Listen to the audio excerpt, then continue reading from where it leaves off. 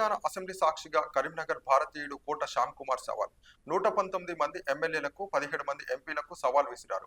మీకు దమ్ము ధైర్యం ఉంటే అసలు మీరు మనుషులే అయితే ఉచిత పథకాలన్నిటినీ పొందబెట్టి కార్పొరేట్ స్థాయిలో ఉచిత విద్యా వైద్యం అందించండి అంటూ అసెంబ్లీ ముందు ప్లకార్డుతో నిరసన తెలిపారు.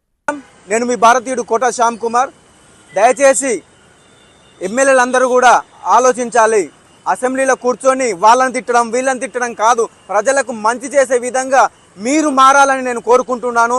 దయచేసి 119 మంది ఎమ్మెల్యేలకు 17 మంది ఎంపీలకు సవాల్ చేస్తూ ఉన్నాను. మీకు దమ్ముంటే ధైర్యం ఉంటే మూతి మీద మొలిసింది మీసమే అయితే మీరు నిజమైన మనుషులే అయితే ప్రజల గురించి ఆలోచించండి.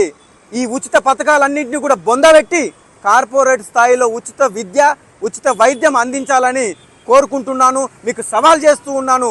మీరు మనుషులా అయితే ఖచ్చితంగా నా సవాల్ని స్వీకరించి ప్రతి డిస్టిక్లో ఉచిత విద్య ఉచిత వైద్యం అందిస్తారని కోరుకుంటున్నాను. కార్పొరేట్ స్థాయిలో ఎంతోమంది చనిపోతూ ఉన్నారు, వైద్యం అందక విద్య అందక ఎంతోమంది రోడ్డున పడుతూ ఉన్నారు.